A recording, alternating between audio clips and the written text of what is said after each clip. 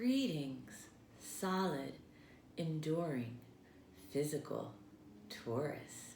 My name is Eliane Nicole. I'm an astrologer and tarot card reader, and now I'm going to do the January 2021 forecast for the sign of Taurus. Congratulations, Taurus. You made it through 2020, a monumental year. You were strong, as we knew about all Tauruses. And I'm going to start with the tarot layout, looking at the month. Excuse me. And then I am going to talk about broad strokes of the astrological planetary transits in the second half of the video. I do encourage you to follow me on Instagram at astrology.tarot.Eliane Nicole, because there I will continue the conversation that I start in a broad way here in a more detailed manner as the transits unfold, to help give you a better understanding of astrology and how it relates to your life. And as we enter the month of January, Taurus, you have the Fool, and the Fool is all about a new start, a brand new start, standing on the point of all possibilities. Sometimes the Fool card has to do with a literal trip or journey, or it can be at the beginning of starting anything new, a new year, a new job, a new marriage, a new life, a new attitude, So the Fool is the beginning. So that's a great start of the new year. And then you're covered by the Ten of Pentacles, which is family, security, wealth, residence, a lot of abundance. And you were crossed by the King of Cups. So the King of Cups is a man who is, cups relate to, they correspond to the element of water, so they have to do with the realm of emotion and feelings. And the King of Cups often represents a man who's in love. When it doesn't represent a man who's in love, it can also represent a creative man. It can represent a man who's a healer or a guru or a priest or a medicine man. And it can also just represent a man who's a water sign, like a Cancer or a Pisces or a Scorpio. So there's a range, but within that range, the King of Cups is that archetype of a very kind of sensitive, intuitive, emotional, compassionate man. And because he's in the cross position, this is, what the Kabbalists call your tikkun for the month. So it has to do with your karmic correction is somehow having to do with this man. And for Taurus men, he may be you, or he may be a man outside of you. It could go either way. And the basis of the situation is, and for Taurus women, obviously, it's a man outside of you. But it also has to do with parts of ourselves, because all of that is related, but I won't go too far down that rabbit hole right now. The basis of the month, is the Nine of Pentacles reversed. And the Nine of Pentacles reversed has to do with there being concerns possibly around finances, resources. There can be a feeling of lack or scarcity that comes up sometimes with this card. It doesn't necessarily mean that the lack or scarcity is there, but that someone might be dealing with those feelings of insecurity or something like that. And what's leaving is the Hierophant. So this could be an institution of some kind, or a person who's related to an institution. And what will come into being is the Six of Pentacles. So it looks like around mid-month there could be a contract or negotiation.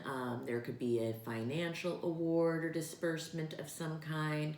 And if neither of those apply, it could be more that you are in a situation where you're like negotiating like practical matters or financial matters. That can even happen in your personal life. That can happen in a family context. That can happen in a neighbor context. And what will come into being? Death. So it looks like there's a big change around mid-month for Taurus. And, you know, the death card, yes, sometimes it does represent literal death, but not always. We go through many deaths throughout our lives in many different ways.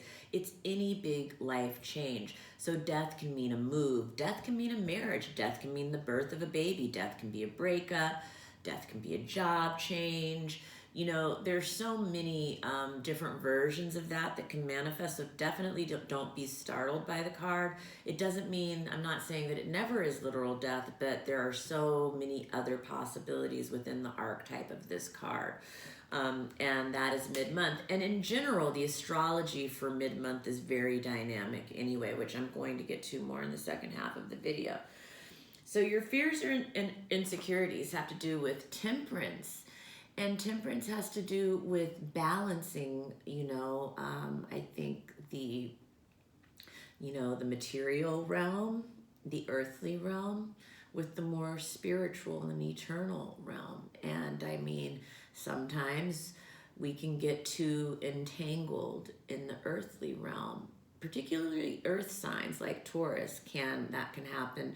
But then it's also not good to float off too much into the spiritual realm, because we do have to operate and live in the real world. So in January, perhaps you're negotiating, you know, where that space is. You know, the fears and insecurities position is alerting us to something maybe that needs attention. And so others see you, the Knight of Pentacles. So this has to do with a man who may have a business proposal, a gift, an invitation, an offer of some kind, a material offer of some kind. Pentacles correspond to the element of earth, so they have to do with money, things, resources. And so knights are often, you know, they're bringing something. So yeah, they can be proposing something. And positive feelings. So this is the Five of Swords reversed. So it looks like you have positive feelings about clearing up communication in a situation involving 3 people probably. And that's towards the end of the month. And then at the end of the month, you have the Ace of Swords. And so it's looking like this is not the time to move forward with the new idea. There may be a delay moving forward with the new idea. Maybe someone is holding back even expressing the new idea. But the idea is there, but it's not quite the time for it to emerge yet, if that makes any sense. And, that happens in different ways. Sometimes it's someone holding their tongue about something, or just like a delay or a postponement in sharing something, or having it come into the material form, begin to sprout in the material world. So that's the tarot overview, and then I'm going to talk about some of the planetary transits. January 6th, Mars enters Taurus. So Mars enters your sign. This is a big deal for all of us because Mars was in Aries for the whole second half of 2020, and it really characterized that year energetically in so many ways. And so Mars moving into Taurus is a distinct energetic shift for the collective, and for Taurus, you will really feel this very personally. For Taurus rising native, it's going to be in your first house of self and the physical body. And so, Mars is actually considered in its detriment in Taurus. They don't go together energetically. I think that Mars wants to charge forward, and I think that Taurus is a lot more methodical and planning and slow. And so sometimes the energies don't necessarily, I guess Mars doesn't feel like he can operate at his full normal capacity there. However, there is, we have to be patient during this time. We have to be methodical. We have to plan. And Mars in your first house can be very physical for Taurus. It can be a time of, trying to work out. It can be a time where there's a lot on your plate to get done. And there's a myriad of ways that this can express itself. It can also be a very like horny aspect. It's very physical. It's very sensual. It's very focused on a goal, but plodding towards it kind of patiently. And so the other thing about Mars this month is because it is in Taurus, it is going to be conjuncting Uranus, which can be very explosive and volatile and bring shakeups and plot twists. And then later it's going to be squaring off with Jupiter and Saturn, which can bring, some other kinds of shakeups and power struggles and things like that. So Mars is going to be very active and in action this month. He will be up to things. So January 8th, Mercury enters Aquarius. When Mercury enters Aquarius, he's going to be entering your 10th house. This is the 10th house of career and attainment. This is the house where the Great Conjunction happened for you at the winter solstice. So this is a house where a new 20-year chapter is unfolding for you, and a very significant year to 2.5 year period of creating the vision for that 20-year era of your life, and then laying down the foundation.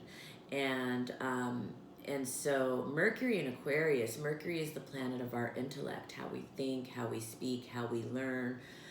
Mercury in Aquarius is very genius. It's inventive, it's intellectual, it's progressive, it can be rebellious, it can push the boundaries. And so all of that kind of energy happening in your house of career and attainment, it looks like you can really be thinking out of the box in this area, or just having some really great ideas and progressive ideas, maybe shaking up the status quo in this area in some way. And so it's an exciting aspect to have going on, and there's a lot of energy happening in that area for you, a lot of really exciting energy right now. And for those who don't have a career, the 10th house can just be, it can be your reputation. And sometimes it has to do with the father. And January 8th, Venus is moving into Capricorn. So when Venus moves into Capricorn, that's moving into your 9th house. And Venus is the planet of love and art, beauty, romance. Also the planet that has to do with justice. And in Capricorn is very practical. Capricorn is strict. Capricorn is about, boundaries and pragmatism and responsibility. And so all of those themes will be coming into your relationships, possibly coming into your spiritual life as well.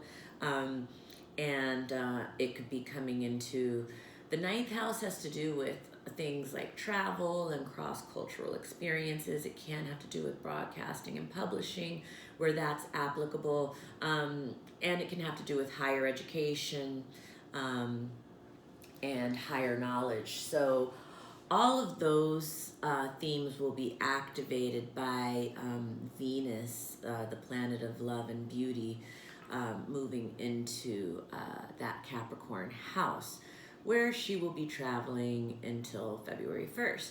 So that will kind of color the rest of January in terms of Venusian themes. And January 12th is the new moon in Capricorn, also bringing attention to your 9th house that Capricorn rules. And the new moon of Capricorn, if you watched my December 2020 forecast, I told you that when Mercury is in Capricorn, that's a great time to write your business plan for the new year and set your budget and your action plan and things like that. And so while Mercury moved into Aquarius January 8th, on January 12th is the time to do the magic around our business plan and our intentions around business and money and finance and all those Capricornian themes. It's like, we did the work, we did the writing and the thinking on it and the planning and the strategizing while Mercury was in Capricorn, and now at the new moon of Capricorn, it's time to do the magic. And if you follow me, you know that new moons are incredibly fertile cosmic soil to plant the seeds of intention that we want to manifest. And so if we do it at every new moon throughout the year, we will have activated the entire wheel of our life, planting seeds of intention. And we do that every cycle, giving all of it attention, because we have to balance the wheel so that it rolls properly, right? And so, yeah, I went on a little tangent, Taurus, about the new moon, but I encourage you to do an altar. I encourage you to have candles and crystals and bring in pictures of the ancestors. And, you know, you can contact me directly if you want more information or help on how to do that, or if you want to be a part of my altar. January 14th, Uranus goes direct in Taurus, where he's been since 2018. And I will take this moment to say that Uranus is a major player on the cosmic court of 2021, and I talk about that at length in my 2021 year overview video. It's one video that I did for all of the signs. I encourage you to go back and watch that if you have not already, because I give a bird's eye view of the entire year astrologically with some of like the big overarching themes to watch for in 2021, and I outline when all the Mercury retrogrades are happening and when Jupiter goes into Pisces, and just kind of some of like the big themes of the year. And it's really good to watch that and kind of, you know, put notes on your calendar for when things are happening. But Uranus has been in this in Taurus since 2018, and he's there for an arc that will go until 2026. And you know, I've done some writing that you can go back and look at on Instagram on my astrology.tarot.Eliane Nicole Instagram page when Uranus first entered Taurus. But that arc, you know, is going to create major changes. But Uranus is not always active.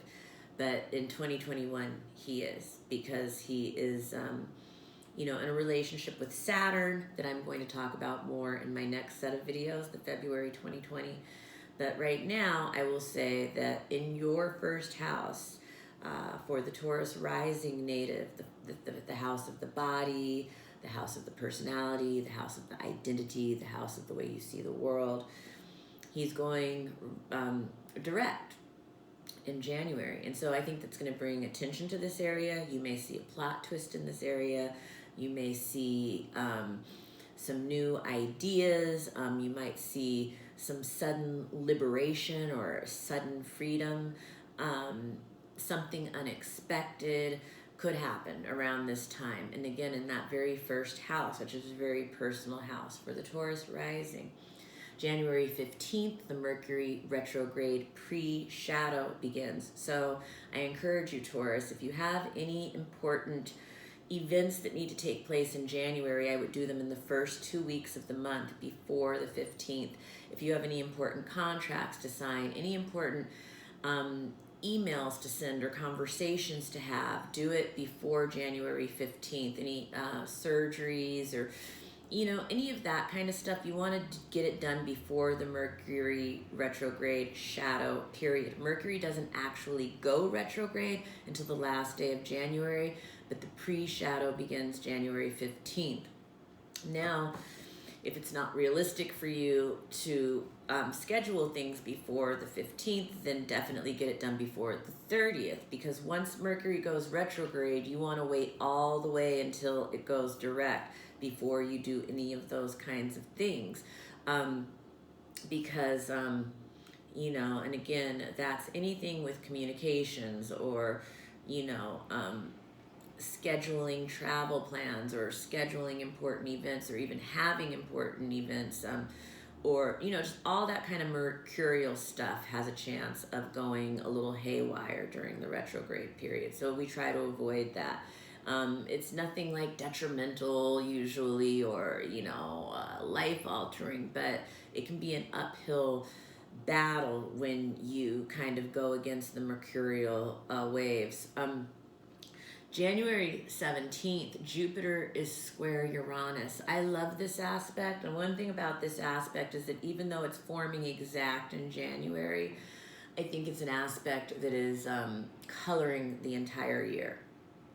And Jupiter square Uranus is associated with, Jupiter, the planet of grace, good fortune, expansiveness, growth. Uranus, the planet of change and shakeups and plot twists. Also the planet of liberation and freedom, and the planet of invention and genius, and so we're going to see expansion in all these very Uranian areas, and it's a very exciting aspect. It's like there can be sudden expansion of new horizons, but sometimes sudden change also can be a little uncomfortable. It's exciting, but it can be out of nowhere. And so also this aspect is associated with iconic cultural moments. So this is a big time for arts and artists and science and literature. And I think that we have hints right now of the beginnings of a Renaissance period that, if you look throughout history, the Renaissance always follows the pandemic. And I don't think it will be any different with this pandemic. Sure, there is still major changes and major cleanup that we have to do for the wreckage of what has happened, but I think we're going to start seeing, the things peeking through in the arts that are the counterpoint of like the darkness and the pain that we've had to go through in this past year. I get like just chills thinking about it. Anyway, January 19th, and I can say so much more about that Jupiter Uranus thing, but I've got to keep this going. I'm at 21 minutes already. And January 19th, Vesta goes retrograde. And oh, by the way, Jupiter square Uranus is bringing together your first house and your house of career. So I think that that's very exciting. Sudden expansion, sudden liberation, sudden whatever in that area. Vesta retrograde, that is in your 5th house of children, also the house of creative projects. This is about your devotion and what you find sacred in that area. You have an invitation to give attention to that throughout the first, Vesta entered that 5th house for you at the end of November. I talked about it in the November 2020 forecast videos if you want to look more at that. But you have an opportunity through the 6-month transit, which I think is roughly like November to June or something, to, look at what keeps your inner flame going in that area of your life, in those areas. And what are you devoted to? What is sacred to you? And give attention to that, cultivate that.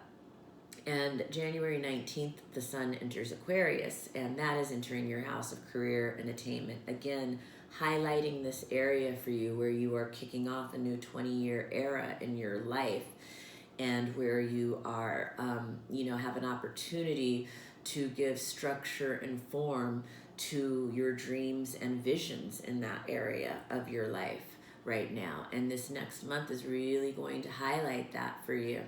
And January 26th, Neptune squares the nodes. And so that's Neptune in Pisces in your 11th house of friends and business associates. And the nodes are in your 2nd and 8th house, and that's the money axis. And so this aspect can be creating a fog. There's a karmic turning point happening involving these areas of your life, but it may not be something that you can see yet, although it's something that is going to be very impactful to you. And so the astrology is letting you know where it's happening, even though it may not be in full sight for you yet. January 28th is the full moon of Leo. This is a very passionate, fiery new moon. Full moon. Full moons illuminate. This is bringing illumination around the 4th house for you. This is the house of home. It's the house of parents. It's the house of ancestors, legacy, real estate, wealth. So illumination can come around any or all of those topics for the Taurus rising native. during this full moon, and it's also a very dynamic full moon because it's going to be in opposition to all of the stuff going on in Aquarius for you. So it's bringing, themes of, home, family, private life versus, career, attainment, reputation, public life. And so there may be some tension there, but it's good tension, it's creative tension that I think is going to really, again, illuminate progress and exciting expansion. And January 30th, Mercury is going retrograde in that house. And so now, although there's a lot of exciting dreams and visions and expansion and building of the foundation, Mercury retrograde is going to throw a little some Mercury the trickster is going to be very active the first 3 weeks of February for you. And it starts at the end of January, although the pre-shadow starts January 15th. So I think you're going to start to get an idea of how Mercury the trickster is going to be operating for you in this retrograde period.